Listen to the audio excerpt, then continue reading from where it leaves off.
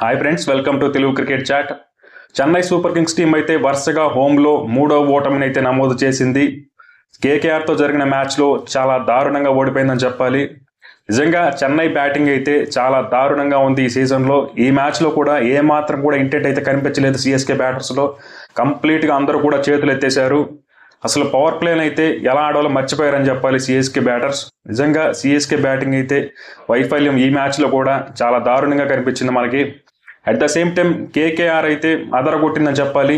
That man Sunil Narayana అయితే అద్భుతంగా perform చేశాడు. ఇటు బాల్తోనూ అటు బ్యాట్తోనూ అద్దరగొట్టాడని చెప్పాలి. బౌలింగ్లో కేవలం 3.25 ఎకానమీతో 4 ఓవర్స్లో 13 రన్స్ మాత్రమే ఇచ్చి 3 ఇంపార్టెంట్ వికెట్స్ అయితే తీసుకున్నాడు. అట్ ద సేమ్ టైం బ్యాటింగ్లో మనకి 240 స్ట్రైక్ రేట్ అయితే బ్యాటింగ్ చేసి అద్దరగొట్టాడని చెప్పాలి. కాబట్టి సునీల్ నారాయణ అయితే ఇటు బ్యాట్తోనూ అటు బాల్తోనూ అద్భుతంగా పర్ఫామ్ చేశాడు. తను నిజంగా 3.25 ఎకానమీతో బౌలింగ్ చేయడం అంటే రీసెంట్ టైమ్స్లో మనం ఐపీఎల్లో ఎక్కడా చూడలేదు. ఈరోజు సునీల్ నారాయణ అది చేసి చూపించాడు. నిజంగా సునీల్ నారాయణతో పాటు కేకేఆర్ బౌలర్స్ అందరూ కూడా చాలా బాగా పర్ఫామ్ చేశారు. వరుణ్ చక్రవర్తి కానీ, హర్షిత్ రాణా, వైభవ్ అరోరా, మొయిన్ అలీ అందరూ కూడా చాలా బాగా అద్భుతంగా పర్ఫామ్ చేశారని చెప్పాలి బౌలింగ్లో. ఇక సిఎస్కే టీం విషయానికి వస్తే మాత్రం ఏమాత్రం కూడా ఇంటెంట్ కనిపించలేదు బ్యాటింగ్లో. బౌలింగ్లో కూడా కంప్లీట్గా చేతులు ఎత్తేశారు.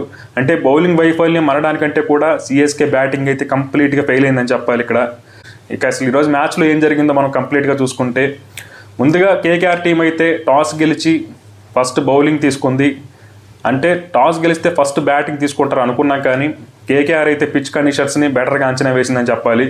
నిజంగా టాస్ గెలిచి బౌలింగ్ తీసుకోవడం కేకేఆర్కి అయితే చాలా బాగా కలిసి వచ్చింది. సిఎస్కే ఓపెనర్స్ అయితే ఏమాత్రం కూడా ఇంటెంట్ అయితే కనిపించలేదు బ్యాటింగ్లో. కాన్వే మరియు రచిన్ రవీంద్ర ఇద్దరు స్ట్రగుల్ అయ్యారు. 3 ఓవర్స్లో కేవలం 16 రన్స్ మాత్రమే వచ్చాయి. ఆ తర్వాత ఒక రివర్స్ స్వీప్కి ప్రయత్నించి కాన్వే అయితే అవుట్ అయ్యాడు.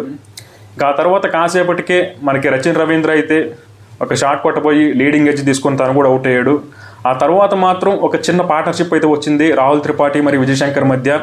కానీ ఎప్పుడైతే మనకి విజయ్ శంకర్ అవుట్ అయ్యాడో ఇక ఆ తర్వాత మాత్రం సిఎస్కే పతనం అయితే మొదలైందని చెప్పాలి. బ్యాటింగ్లో వరుసపెట్టి వచ్చిన వాళ్ళు వచ్చినట్టుగా అవుట్ అయ్యారు. ఖచ్చితంగా సిఎస్కే బ్యాటింగ్లో టర్నింగ్ పాయింట్ ఏంటంటే మనకి విజయ్ శంకర్ వికెట్టే.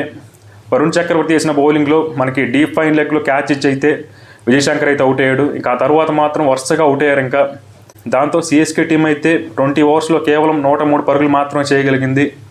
ఇక ఆ తర్వాత బ్యాటింగ్ స్టార్ట్ చేసిన కేకేఆర్ టీం అయితే స్టార్టింగ్ నుంచి చాలా అద్భుతంగా పర్ఫామ్ చేశారని చెప్పాలి. ముఖ్యంగా సునీల్ నారాయణ అయితే పవర్ ప్లేలో విరుచుకుపడ్డాడు.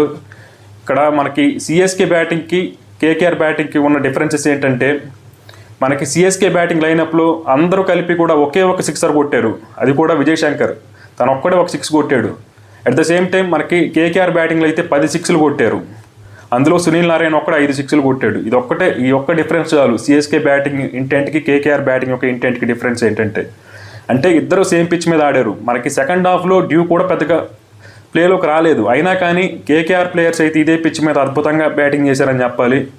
కాబట్టి సిఎస్కే టీం అయితే బ్యాటింగ్లో దారుణంగా విఫలమైంది. బౌలింగ్లో కూడా ఏమాత్రం కూడా ఎఫెక్టివ్గా అనిపించలేదు.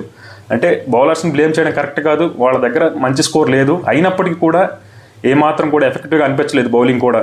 కాబట్టి ధోని కెప్టెన్ అయ్యాడు, ఏదన్నా మ్యాజిక్ చేస్తాడని అనుకుంటే ఆ మ్యాజిక్ ఏం పని చేయలేదు ఇక్కడ. అంటే every captain as best as there team అంటారు కదా, అలాగే జరిగింది. మనకి టీం బాగుంటే కెప్టెన్ బాగుంటాడు అంతే తప్ప కెప్టెన్ మారించినంత మాత్రాన టీం అద్భుతంగా పర్ఫామ్ చేస్తుంది అనుకోవడం కరెక్ట్ కాదు. మరొకసారి అది రుజువైంది. కాబట్టి ఈ సీజన్లో సిఎస్కే వైఫల్యం అయితే వరుసగా కంటిన్యూ అవుతూనే ఉందని చెప్పాలి. మరి చూడాలి రిమైనింగ్ మ్యాచెస్లో అయినా సిఎస్కే టీం ఎలా పర్ఫామ్ చేస్తుందో. సిఎస్కే టీం అయితే ఈ సీజన్లో కంబ్యాక్ ఇస్తారా అంటే నాకైతే కంబ్యాక్ ఇచ్చేలా కనిపించట్లేదు.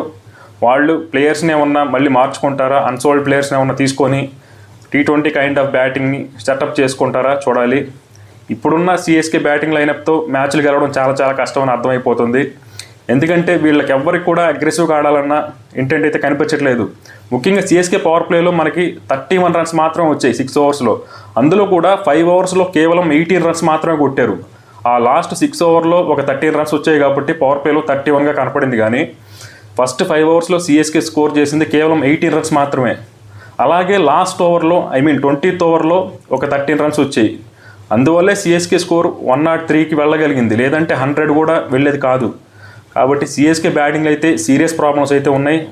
మరి దీన్ని వాళ్ళు ఎలా సరిదిద్దుకుంటారో చూడాలి. మరి నెక్స్ట్ మ్యాచ్లో వీళ్ళు ఎలాంటి కాంబినేషన్తో వస్తారో చూడాలి. బట్ కేకేఆర్ టీం మాత్రం అదరగొట్టిందని చెప్పాలి. ఈ సీజన్లో లాస్ట్ మ్యాచ్లో కూడా కేకేఆర్ టీం అయితే ఆల్మోస్ట్ గెలవాల్సిన మ్యాచ్ని జస్ట్ 1 షాట్ అవే అయితే మ్యాచ్ అయితే కోల్పోయారు. కానీ ఈ మ్యాచ్లో మాత్రం స్టార్టింగ్ నుంచి అద్భుతంగా పర్ఫామ్ చేశారు. బ్యాటింగ్లోను బౌలింగ్లోను స్పిన్నర్స్ అయితే అదరగొట్టారు. సునీల్ నారాయణ్, వరుణ్ చక్రవర్తి, మొయిన్ అలీ ముగ్గురు కూడా అదరగొట్టారని చెప్పాలి. అలాగే హర్షిత్ రాణా కూడా చాలా మంచి బౌలింగ్ చేశాడు. వైభవ్ అరోరా కూడా బాగానే బౌలింగ్ చేశాడు. కాబట్టి కేకేఆర్ టీం అయితే అదరగొట్టింది ఈరోజు మ్యాచ్లో. మరి చూడాలి నెక్స్ట్ మ్యాచ్లో సిఎస్కే టీం ఏమైనా కంబ్యాక్ ఇస్తుందా లేకపోతే ఇలాగే సాగుతుందా అని.